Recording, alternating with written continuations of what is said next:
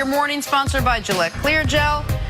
Gary Woodland was able to hold off Brooks Koepka to win his first major at the U.S. Open. That was this weekend. See, how exciting was this finish? Oh, so exciting. Gary Woodland played great over the weekend, came in as the 54-hole leader, and kept that lead. Golf course was playing as hard as it has all week, but when he needed to hit a shot, that being a drive, chip, putt, man, he made the shot. And with all the former major champions coming behind him, guys who had won, man, he was able to maintain his composure because he's come up short a bunch of other times. But another good young golfer who's a very good athlete, former college basketball player, Nick. See, what was my 1-2 pick for this tournament? First place was T. Woods. Second place was Koepka. See, that's what you thought I said. I didn't say Woods Koepka. I said Woodland Koepka. So my exacta hit exactly as I said it would. In all seriousness, Koepka to me could have been the story in coming in second. Now, last 9 majors he's played in, 4 victories, 2 second-place finishes. He was right there. He had a putt for birdie on 18 to cut it to 1, put some pressure on Woodland late, just barely missed it. But congrats to Gary Woodland, which really shows the depth of the fields in professional golf right now. Gary Woodland's been in the mix for years, never broke through in a major, and now has one. Your picks are getting better, man, since you changed your hairstyle. Oh, okay. Back to that the other NBA guy now. was Nick wrong. I like this guy. After the Anthony Davis trade finalized, the Lakers are now favorites to win next year's NBA title at 3-1 odds. Nick, should they be? Of course. They've got the best player in the league, and they're the only team with 2 of the top 7 guys.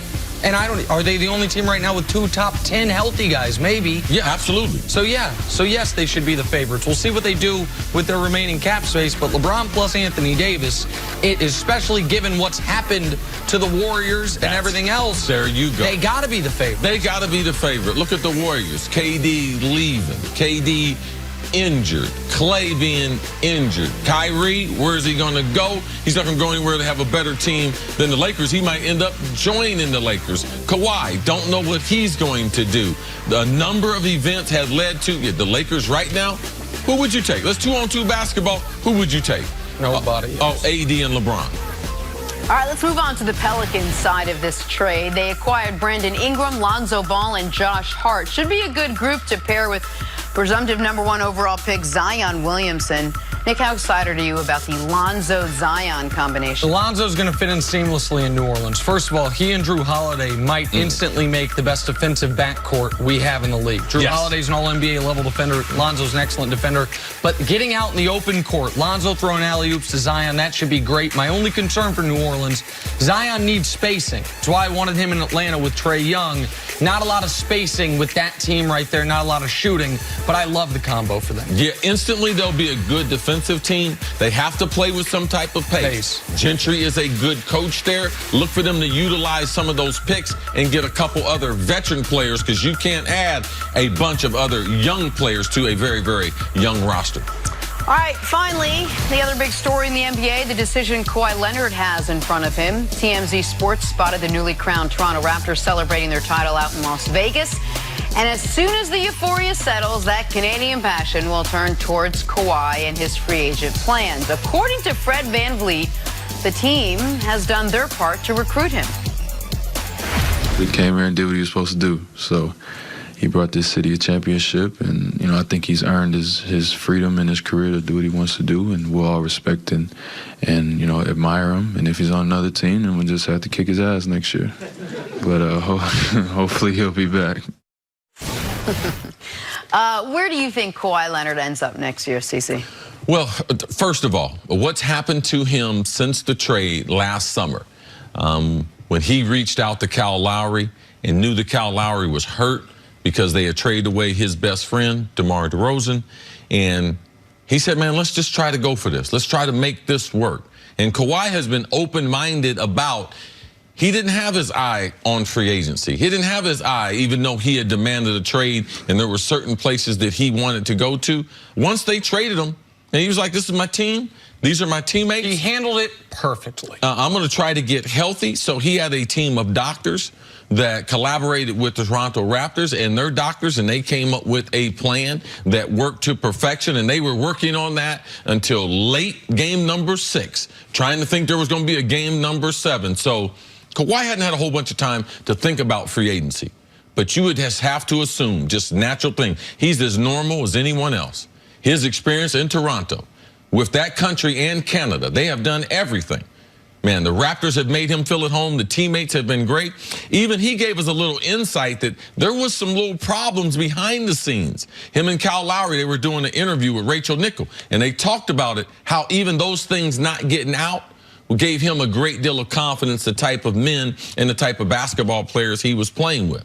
So I would say, as of today, because they haven't had a whole bunch of time to think about this, Toronto Raptors, they are the slight leader, but he will sit down with 4 other teams. It's a 5-team race. He will sit down with both teams in New York.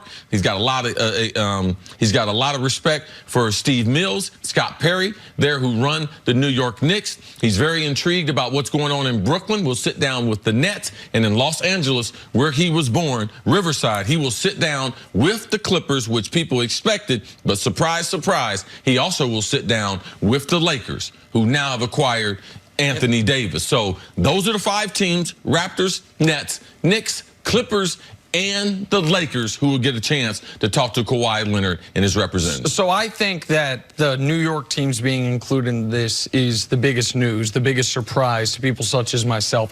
We knew the Raptors would have a legitimate, at least fair shake at it. Now, for Toronto, I will mention this. The minutes after winning the championship, it came out that the Washington Wizards want to give Masai Ujiri $10 million a year and an ownership piece, which you can't get a better offer than that. It's the type of offer, by the way, we were encouraging the Lakers to make to Masai Ujiri a month ago or a month and a half ago when Magic Johnson stepped down. But if Masai leaves, I would imagine that will weaken Toronto's position substantially because he's been so good with Kawhi. He is the man in charge of that entire operation. We have to see what happens there. The Lakers being on the list, to me, should not surprise anyone. Now, I think the Lakers are unlikely for one logistical reason. They might not have the cap space to even offer him a true max deal. Depends on if they can get the Pelicans to delay this deal until July 30th. But the other one is because Kawhi did just win a championship as the only true all-star on a team and to then join up with a couple superstars. But the flip side is, because he won a championship like that, no one can accuse him of ring chasing. And because he's won 2. I think that how he's developed with San Antonio, being part of their system, going on his own, it gives him a different type of credibility. Dwayne Wade had that type of credibility, just a different way. Dwayne Wade won. Nobody thought Wade, nobody discounts Wade's rings with the 2 with LeBron because he had one before LeBron. If KD had won a title in OKC, they still might not have liked the move to Golden State, but no one would say there's, you got to win one somewhere else before we believe you're a true champion or whatever that is. Kawhi is freedom. Kawhi's won a championship as a role player who then won Finals MVP, as the superstar on a team where he's the only superstar. But the other thing that this list tells me is there is even though Kawhi's quiet and even though he's soft-spoken, there is an element that I would imagine that recognizes the dollars available to a player of his caliber if he is in a market that is not San Antonio and that is not in Canada. Because what do the Knicks, Nets, Lakers, and Clippers have in common? They are in the biggest and second biggest media markets we have in this country, and Kawhi should be able to cash in on that. That's what you do when you're that level of player, but he has shown he can win in any circumstance. So what's a good fit for Kawhi Leonard? Everywhere is a good fit for Kawhi Leonard. And also both of those environments, he's comfortable. He's comfortable because he's been in Toronto for a year. Also, he did his rehab here in New York. So he's got doctors, he's got business relationships here in New York City. That's why those 2 teams, and he mentioned that they have respect for how Steve Mills, even though our man Manick says that the Knicks don't run things well, Kawhi's people have a lot of respect for him and Scott Perry. It'll be interesting to see in the next couple of weeks. All right, take a break. Coming up, would Kyrie or Kemba be a better option than Kawhi for the Lakers? That's next on First Things First. Cut my man Manick some slack. He's right now in mourning. His 3